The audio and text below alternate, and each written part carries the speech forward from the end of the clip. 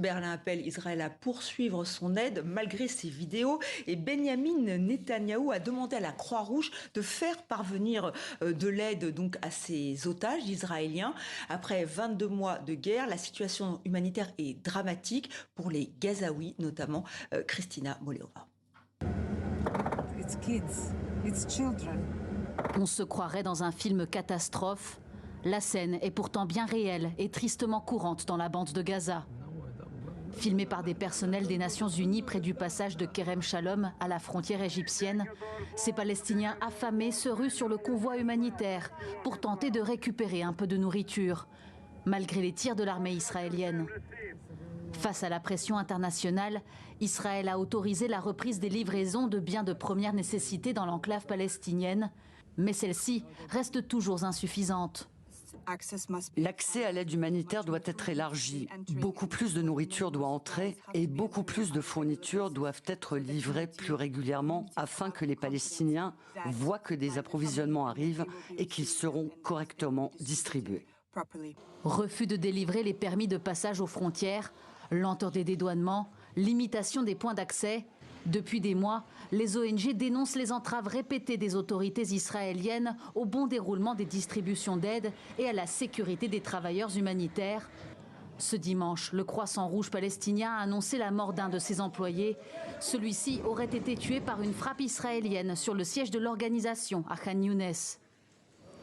De leur côté, plusieurs pays, dont l'Allemagne, la Jordanie, la Belgique et la France, se relaient pour larguer des colis d'aide au-dessus de Gaza. Une maigre consolation face à la famine qui se généralise dans l'enclave palestinienne. Nous ramassons des pâtes par terre pour nourrir nos enfants et nous ne pouvons rien faire de plus. Je suis parti à 4 h du matin, mais à cause des tirs, nous n'avons pas pu aller plus loin. Ces dernières 24 heures, au moins 38 personnes sont mortes dans la bande de Gaza, dont 11 dans une frappe israélienne sur une école de Khan Younes qui abritait des déplacés, selon la défense civile palestinienne contrôlée par le Hamas. 6 autres ont, elles, succombé à la famine et à la malnutrition.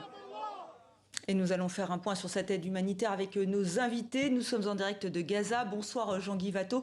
Vous êtes chef de mission de Médecins sans frontières pour la Palestine et Jérusalem. Vous êtes à Der El-Bala. Et avec moi en plateau, Elena Ranchal. Bonsoir. Vous êtes directrice des opérations internationales de Médecins du Monde.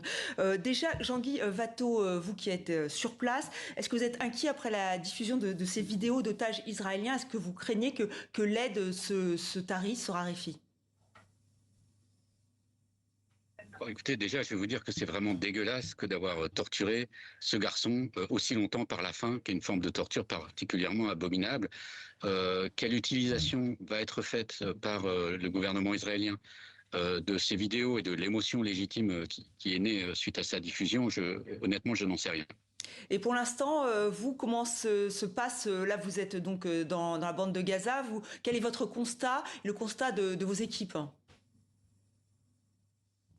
Depuis le début de la pause humanitaire qui a été décrétée, on voit un peu plus de biens être livrés à Gaza, de 100 à 120 camions par jour. C'est largement insuffisant, il en faudrait 500 ou 600, mais c'est mieux que lors des 3 mois précédents.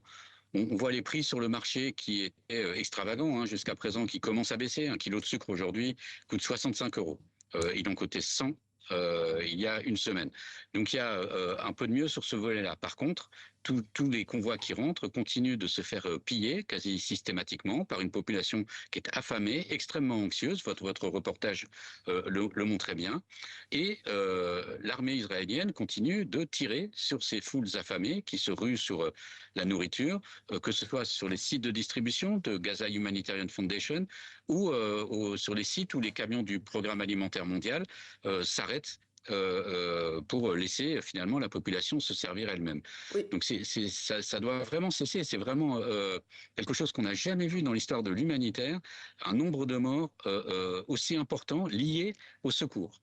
Elena Ranchal, je vous vois acquiescer, c'est aussi votre constat? Oui, tout à fait. En fait, les gens, la population, ils savent choisir entre prendre 1 kilo de farine ou se faire tuer. C'est vraiment des décisions très compliquées. Nous, encore ce matin, dans certaines de nos cliniques, on avait des personnes qui venaient parce qu'effectivement, ils s'étaient blessés par balle dans certaines distributions de la Gaza Humanitarian Foundation. Ça, malheureusement, c'est tous les jours. C'est tous les jours, effectivement, on en parle. Ils vous disent, est-ce qu'eux-mêmes commencent à ressentir la difficulté de se nourrir? Vos équipes, qu'est-ce qu'ils vous disent? Ouais, nos équipes, Médecins du Monde, il y a 110 personnes à l'intérieur. Et ça qu'ils nous disent que c'est extrêmement compliqué de trouver de la nourriture tous les jours. Et c'est vraiment, parfois, c'est quelques morceaux de pain, mais ça devient un travail pour toute la journée, pour certains membres de la famille, trouver un peu à manger, un peu de l'eau, etc. C'est extrêmement compliqué. Et moi, je les vois dans nos équipes, la situation physique se dégrade. Sans parler, bien évidemment, de la situation psychologique, c'est terrible. Alors, Jean-Guy Watteau, vous devez constater la même chose, hein, on l'imagine. Toutes les ONG sont d'accord pour dire que ces largages aériens sont insuffisants, ils sont dangereux, inefficaces. Et vous nous dites que l'urgence, aujourd'hui, c'est aussi de sécuriser cette distribution d'aide. Mais alors, qui pour sécuriser? C'est là le problème. Tout à fait. Enfin, d'abord, les largages de nourriture ne sont pas seulement inutiles et très chers. Je pense qu'ils sont toxiques. Je pense qu'ils laissent voir et laissent entendre, ça fait des formidables images de télévision, mais ils laissent croire que la situation à Gaza est en train d'être réglée. Or, ça n'est pas du tout le cas. Ça ne pourra pas être le cas avec des avions, de toute façon, mais ça laisse cette impression-là. Donc, c'est pas seulement inutile, c'est un peu dangereux. Oui, les camions qui rentrent à Gaza, une grande partie sont pillés. Par une population affamée. Il ne s'agit pas de pillage par le Hamas. Personne n'a évoqué ça, personne n'a documenté ça. Comment réussir à sécuriser l'entrée des camions pour qu'ils puissent venir finalement dans les entrepôts et ensuite être distribués aux personnes les plus vulnérables par le dispositif humanitaire? Je n'ai pas de solution, mais je vois bien le problème. Voilà, le problème de sécuriser donc cette aide. Elena Ranchal, les ONG estiment qu'il faudrait reprendre. D'ailleurs, les camions, ils sont là, ils attendent en fait de pouvoir passer. Il y avait 500 camions pendant la trêve. Il en faudrait combien aujourd'hui? Il faudrait beaucoup plus. En fait, avant octobre 2023, il y avait déjà, Gaza était soumis à un blocus et il y avait 500 camions qui rentraient par jour. Maintenant, vu les besoins, il faudrait beaucoup plus. Et la solution, elle est là. Il y a énormément de camions. Nous, on a des camions qui attendent et qui attendent. Il y a de la nourriture qui est en train de pourrir, des médicaments qui sont en train de périmer. Et j'ajouterais ça que dit mon collègue de Médecins sans frontières, c'est que les largages, par exemple, ça qui vient être fait avec des images, des coms fantastiques, en fait, c'est l'équivalent à quelques camions. Il y a des centaines qui attendent la frontière. De toute façon, la solution, soi-disant, c'est facile, c'est ouvrir les frontières. Israël a la capacité logistique de faire ça. Ça qui manque, c'est la volonté politique. Et une autre chose importante, c'est que dans les largages, au-delà d'effectivement que ça devient très dangereux pour la population, parce que c'est une population affamée, désespérée, on ne peut pas tout larguer. Qu'est-ce qu'on fait, nous, les organisations médicales? On ne peut pas larguer des médicaments pour que les gens les récupèrent. De toute façon, la solution, elle n'est pas là. La solution, elle est à quelques kilomètres. C'est ouvrir. Au moment qu'il il y a énormément d'aide humanitaire qui rentrent, ça va se sécuriser petit à petit. Maintenant, le problème, c'est que ça rentre à compte-gouttes et les personnes, ils sont affamées. Alors, ils se roulent vers les camions.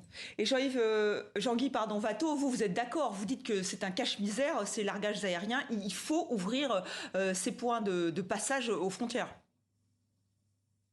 Tout à fait, c'est la seule solution. Elle est facile à mettre en œuvre. Il suffit d'un coup de fil du gouvernement israélien à l'armée pour que ça se passe. Les organisations humanitaires et les agences des Nations Unies sont prêtes à déverser suffisamment de biens, nourriture et autres dans la bande de Gaza. Il suffit d'un coup de fil.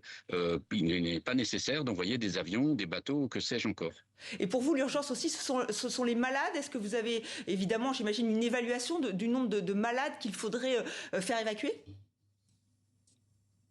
Oui, l'Organisation mondiale de la santé tient une liste de personnes qui ne pourront pas être soignées à Gaza puisque le système de santé a été largement détruit. Quand bien même il y aurait un cessez-le-feu, ils ne pourront pas être soignés ici. Ils demandent donc une évacuation médicale vers des pays sûrs et qui peuvent les prendre en charge. Ça représente 14 000 personnes environ aujourd'hui. Il faut absolument les faire sortir de là. Ce sont les plus vulnérables aujourd'hui à Gaza. Tout le monde est vulnérable évidemment, mais eux ont des maladies graves qui mettent leur vie en danger. Donc oui, moi j'appelle la France, puisqu'on est sur une chaîne française, à ouvrir les portes de ces hôpitaux et à prendre sa part de la charge de ces malades qui ont besoin de soins. Voilà pour cet appel lancé par Jean-Guy Watteau, donc chef de mission de Médecins sans frontières. Merci d'avoir été avec nous en direct de Deir el Balah dans la bande de Gaza et merci à vous, Elena Ranchal, d'avoir été avec nous.